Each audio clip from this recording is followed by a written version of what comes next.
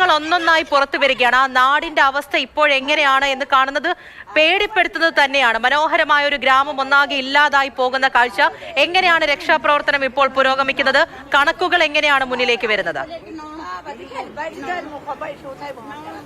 പൂജ പറഞ്ഞതുപോലെ തന്നെ തികച്ചും ഭയാനകമായ കാര്യങ്ങളും വാർത്തകളും അതുപോലെ തന്നെ വിഷ്വൽസുമൊക്കെയാണ് ഇപ്പോൾ ഈ ധരാലി മേഖലയിൽ നിന്ന് വരുന്നത്. ധരാലിയിൽ ഇന്ന് ഉച്ചയ്ക്കായിരുന്നു ആദ്യം മേഘവിസ്ഫോടനം ഉണ്ടായത്. അതിൻ്റെ ആഘാതത്തിൽ നിന്ന് ആ ഗ്രാമവും പരിസര പ്രദേശങ്ങളുമൊക്കെ മാറുന്നതിന് മുമ്പ് തന്നെ, മുക്തമാകുന്നതിന് മുമ്പ് തന്നെ രണ്ടാമത്തെ മേഘവിസ്ഫോടനം ധരാലിക്ക് സമീപത്തുള്ള സുഗി ടോപ്പിൽ ഉണ്ടാകുകയും ചെയ്തിട്ടുണ്ട്. ഈ സുഗി ടോപ്പ് എന്ന് പറയുന്ന സ്ഥലം ഹാർഷിൽ സൈനിക ക്യാമ്പിൻ്റെ വളരെ അടുത്തുള്ള ഒരു പ്രദേശമാണ് എന്നതാണ് മറ്റൊരു യാഥാർത്ഥ്യം. ഈ മേഘവിസ്ഫോടനത്തെ തുടർന്ന് ഉണ്ടായ ഉരുൾപൊട്ടലിൽ വലിയ തോതിൽ ഈ വെള്ളവും അതുപോലെ തന്നെ ചെളിയുമൊക്കെ ഈ ഗ്രാമങ്ങളിലേക്ക് ഇരച്ചു കയറുന്ന ഒരു കാഴ്ചയായിരുന്നു നമുക്ക് കാണാൻ വേണ്ടി കഴിഞ്ഞിരുന്നത്. ഹാർഷിൽ നിന്ന് 4 കിലോമീറ്റർ അകലെയുള്ള പ്രദേശമാണ് ഈ ധരാലി. ഹാർഷിലാണ് ഇന്ത്യൻ സൈനിക ക്യാമ്പ്, അതായത് ഇൻഡോ ചൈന അതിർത്തിക്ക് സമീപത്തുള്ള ഒരു സൈനിക ക്യാമ്പുകളിലൊന്നാണ് ഈ ഹാർഷിലുള്ള ക്യാമ്പ്. ആ ക്യാമ്പിൽ നിന്ന് 4 കിലോമീറ്റർ അകലെയാണ് ഈ ധരാലി എന്ന് പറഞ്ഞ സ്ഥലം സ്ഥിതി ചെയ്യുന്നത്. അവിടെയാണ് ഈ മേഘവിസ്ഫോടനം ആദ്യം ഉണ്ടായത്.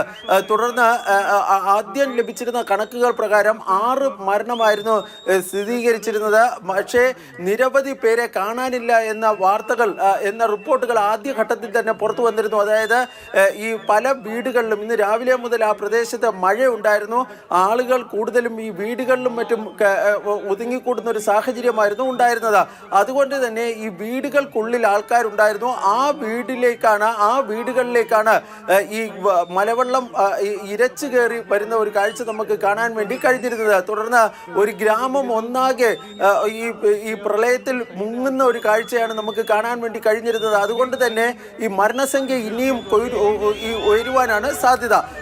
ഏതായാലും രക്ഷാപ്രവർത്തനം വളരെ സജീവമായി തന്നെ പുരോഗമിക്കുന്നുണ്ട്. ഹാർഷിൽ സൈനിക ക്യാമ്പിൽ നിന്ന് 150 സൈനികരെയാണ് രക്ഷാപ്രവർത്തനത്തിന് ആദ്യം വിന്യസിച്ചിരുന്നത്. പിന്നീട് കേന്ദ്ര ആഭ്യന്തരമന്ത്രി അമിത്ഷാ ഉത്തരാഖണ്ഡ് മുഖ്യമന്ത്രി പുഷ്കർ സിംഗ് ധാമിയുമായി ഈ ടെലിഫോണിൽ ബന്ധപ്പെട്ടിരുന്നു. അതിനുശേഷം ITBPയുടെ 4 സംഘത്തെയും NDRFന്റെ 4 സംഘത്തെയും അവിടേക്ക് അയക്കുവാൻ വേണ്ടി തീരുമാനിച്ചിരുന്നു. ഇവരും ഇവിടെ ഈ സ്ഥലത്ത് എത്തിച്ചേർന്നിട്ടുണ്ട്. SDRF അംഗങ്ങളും ഇപ്പോൾ ഈ രക്ഷാപ്രവർത്തനത്തിൽ പങ്കെടുക്കുന്നുണ്ട്. പക്ഷേ ഈ പല വീടുകളും ഇപ്പോൾ ചെളിയിൽ മുങ്ങി നിൽക്കുന്ന സാഹചര്യമാണുള്ളത്. അതുകൊണ്ട് തന്നെ ചെളി നീക്കിയതിന് ശേഷം മാത്രമാണ് അതിനുള്ളിൽ ആളുകൾ കുടുങ്ങിയിട്ടുണ്ടോ എന്നത് ഉൾപ്പെടെയുള്ള കാര്യങ്ങളിൽ ഒരു വ്യക്തത ഉണ്ടാകാനുള്ള സാധ്യതയുള്ളൂ. ഈ ഉത്തരാഖണ്ഡിലെ ഈ പ്രദേശത്തിൻ്റെ ജില്ലാ കളക്ടറോട് അടിയന്തരമായ പ്രദേശത്തേക്ക് പോകാൻ ഉത്തരാഖണ്ഡ് മുഖ്യമന്ത്രി പുഷ്കർ സിംഗ് ധാമി നിർദ്ദേശിച്ചിട്ടുണ്ട്.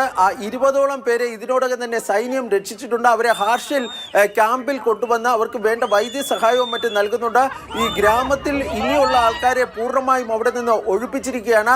അതിനിടയിലാണ് ഈ രണ്ടാമത്തെ മേഘവിസ്ഫോടനം സംബന്ധിച്ചുള്ള വാർത്തകൾ ഇപ്പോൾ പുറത്തു വരുന്നത്. പക്ഷേ അതിൻ്റെ ആഘാതം എന്താണ് എന്നതിനെ സംബന്ധിച്ച് കൃത്യമായൊരു വിവരം ഇപ്പോൾ ലഭ്യമായി തുടങ്ങിയിട്ടില്ല.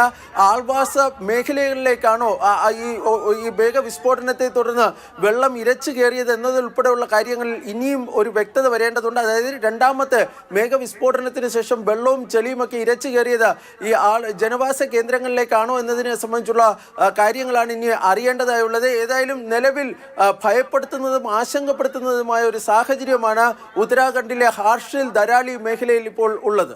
ശരിയാണ്, ഹാർഷിൽ ധരാലി മേഖലയിൽ വലിയ ആശങ്ക നിലനിൽക്കുകയാണ്. രണ്ടാമതൊരു മേഘവിസ്ഫോടനം കൂടി റിപ്പോർട്ട് ചെയ്യപ്പെടുന്നുണ്ട്. അതിന്റെ ആഘാതം എത്രത്തോളം വലുതാണ് എന്നത് സംബന്ധിച്ച ഔദ്യോഗികമായ വിവരങ്ങൾ പുറത്തു വരുന്നില്ല. പക്ഷേ അവിടെ സുഖി ടോപ്പിലായിട്ട് വീണ്ടും ഒരു മേഘവിസ്ഫോടനം ഉണ്ടായിരിക്കുന്നു എന്നുള്ള കാര്യം ഉറപ്പാണ്. അങ്ങനെയുള്ള റിപ്പോർട്ടുകൾ പുറത്തു വരുന്നുണ്ട്. ഖീർഗംഗ നദിയിലൂടെയുള്ള പ്രളയജലം അത് കുത്തി ഒഴുകി എത്തുകയാണ്. ആ ഒരു ഗ്രാമത്തെ ഒന്നാകെ തച്ചുടച്ചുകൊണ്ട് ആ ഒരു പ്രളയജലം ഒഴുകി എത്തുന്ന കാഴ്ച അത് പേടിപ്പെടുത്തുന്നതാണ്. പല ദൃശ്യങ്ങളും നമ്മൾക്ക് മുന്നിലേക്ക് വരുന്നുണ്ട്. ആൾക്കാർക്ക് മുകളിലൂടെയൊക്കെ ആ പ്രളയജലം വിഴുങ്ങുന്ന ദൃശ്യങ്ങൾ, ചെളിയിൽ പുതഞ്ഞു പോയിരിക്കുകയാണ് ആ ഒരു നാടൊന്നാകെ. ആ ദൃശ്യങ്ങൾ നമ്മൾക്ക് മുന്നിലുണ്ട്. അവിടെ ആ ചെളിയിലൂടെ പലരും രക്ഷപ്പെടാൻ ശ്രമിക്കുന്ന ദൃശ്യങ്ങൾ, അങ്ങനെ പലതരത്തിൽ നമ്മൾക്കെല്ലാം ഞെട്ടലുണ്ടാക്കുന്ന ആ വലിയ ദുരന്തത്തിന്റെ പേടിപ്പെടുത്തുന്ന ദൃശ്യങ്ങൾ ഓരോന്നും പുറത്തു വന്നുകൊണ്ടിരിക്കുകയാണ്. അതിനിടയിലാണ് രണ്ടാമതും ഒരു മേഘവിസ്ഫോടനം ഉണ്ടായിരിക്കുന്നു എന്നുള്ള തരത്തിലുള്ള വിവരങ്ങൾ പുറത്തു വരുന്നത്.